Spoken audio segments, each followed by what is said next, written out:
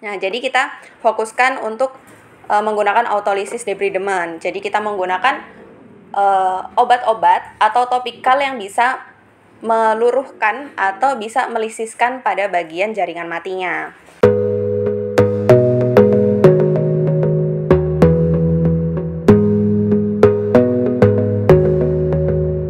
Halo sahabat Pedicare, jangan lupa untuk klik subscribe-nya ya dan tombol loncengnya.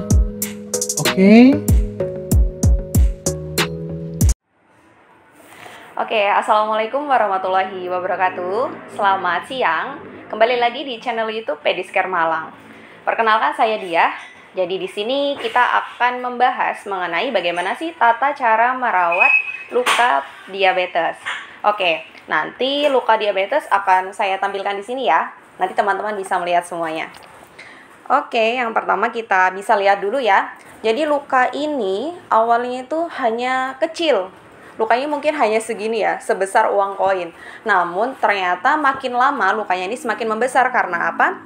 Bisa dilihat ya teman-teman, di sini sudah terjadi infeksi. Infeksinya sudah menjalar. Karena apa? Karena si pasien ini ternyata menggaruknya dengan menggunakan sisir, dengan menggunakan tangan. Nah, entah tuh tangannya setelah megang-megang apa gitu ya. Jadi bagian lukanya itu terkontaminasi sehingga menyebabkan infeksi.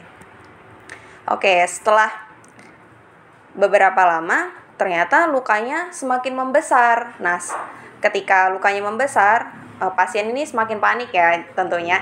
Oke, jadi cara perawatan luka ini kita akan menggunakan 3M. M yang pertama yaitu mencuci luka. Mencuci luka ini bisa menggunakan dengan air mineral, bisa dengan menggunakan air rebusan daun sirih, atau bisa menggunakan cairan infus NaCl. Oke, kalau saya di sini saya menggunakan air mineral. Jadi pertama itu kita basuh terlebih dahulu bagian lukanya, kemudian kita beri sabun, kita usap-usap bagian sekitar lukanya. Setelah kita usap, kemudian kita bilas lagi dengan menggunakan air mineral. Setelah itu kita beri sabun kembali dan kita fokuskan untuk mencuci lukanya. Nah, tapi kita tidak menggosoknya dengan menggunakan kasa. Karena apa? Karena di sini terlihat apabila kita menggosok bagian lukanya ini terlalu kuat, ini akan mengakibatkan yang namanya bleeding atau perdarahan. Nah, di sini juga ternyata pasien itu nutrisinya kurang. Pasien ini kurang motivasi, ternyata kurang motivasi terkait nutrisinya. Seperti itu ya. Nah, setelah itu kita bilas kembali lukanya hingga benar-benar busanya itu hilang atau hingga benar-benar bersih. Nah, apabila sudah, kita keringkan dengan menggunakan kasa.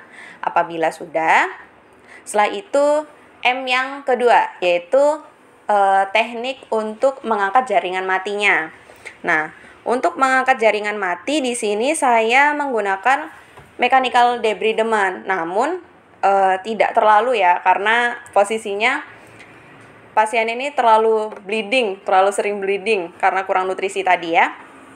Nah, jadi kita fokuskan untuk menggunakan autolysis debridement. Jadi kita menggunakan obat-obat atau topikal yang bisa meluruhkan atau bisa melisiskan pada bagian jaringan matinya. Nah, setelah itu, setelah kita debridement, kemudian kita semprot dengan menggunakan sterobak atau cairan pencuci luka. Nah, ini bisa juga untuk membantu membunuh si kuman-kuman yang ada di bagian luka ibu ini. Setelah itu, kita menggunakan M yang ketiga. Nah, M yang ketiga ini kita memilih dressing. Nah, sebelum kita memilih dressing, kita memilih dulu apa sih obat-obat topikal yang bisa digunakan pada pasien yang saya rawat ini. Nah, kita memilih menggunakan iodosorb. Karena apa? Karena di sini iodosorb itu gunanya sebagai antimikrobial. Nah, antimikrobial ini bisa untuk membantu membunuh si kuman-kuman nakal ini. Nah, di sini kan terlihat ya, ada slavnya. Nah, ini harus diangkat. Kalau tidak diangkat, dia akan menghambat pertumbuhan granulasi dari si jaringan-jaringan pada luka.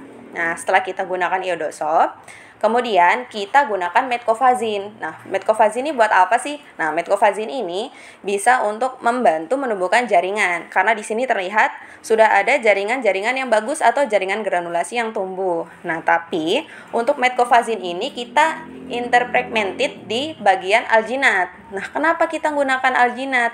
Nah, alginat ini digunakan untuk membantu menghentikan perdarahan. Oke, setelah itu kita menggunakan foam karena di sini pasiennya ini cukup banyak mengeluarkan cairan ya, jadi kita menggunakan foam. Setelah menggunakan foam, kita fiksasi terlebih dahulu dengan menggunakan hifafik. Nah, setelahnya kita balut kembali dengan menggunakan kasa steril. Nah, kasanya itu kita berapa lapis lah ya. Jadi kira-kira supaya berapa kali perawatan? 3 hari perawatan. Jadi 3 hari sekali kita baru buka perawatannya ya. Baru kita buka lukanya. Nah, setelah kita tutup dengan menggunakan kasa tadi, kita bisa menggunakan kasa gulung. Nah, ini gunanya untuk apa? Untuk fiksasi pada bagian luka. Karena apa? Karena ibunya ini sebenarnya masih bisa mobilisasi. Jadi kalau misalnya kita hanya menggunakan kasa yang ditutup dengan menggunakan hipafik, ini kalau menurut saya agak kurang karena mobilitas ibunya cukup tinggi dan ibunya ini lumayan rewel ya. Karena kan kita menemukan pasien yang berbeda-beda. Nah, setelah itu, setelah kita balut dengan menggunakan kasa gulung, kita fiksasi lagi dengan menggunakan hipafik untuk membantu menambahkan bagian dari perekatan untuk penutup lukanya. Oke, nah ini nanti saya tampilkan juga beberapa kali perawatan yang telah dilakukan. Alhamdulillah progresnya cukup bagus ya ternyata. Nah, di sini juga kita tidak hanya untuk memfokuskan pada lukanya atau perawatan lukanya, tapi kita juga fokus terhadap ibunya. Jadi terkait nutrisi maupun psikologisnya. Nah, mungkin demikian itu saja yang bisa saya sampaikan. Apabila ada yang kurang, mohon dimaklumi ya. Apabila channel ini bermanfaat, bisa klik tombol loncengnya dan jangan lupa subscribe demi melancarkan melancarkan kesuksesan dari tim Pediscare Malang. Oke, demikian yang bisa saya sampaikan. Saya akhiri. Wassalamualaikum warahmatullahi wabarakatuh. Terima kasih. Terima kasih sudah menonton channel ini. Kami doakan setelah menonton channel ini, Anda semua akan diberi kesehatan yang lebih baik lagi. Amin ya robbal alamin. Jangan lupa komen, like, and subscribe untuk informasi menarik lainnya. Semangat dan dedikasi kami untuk Anda.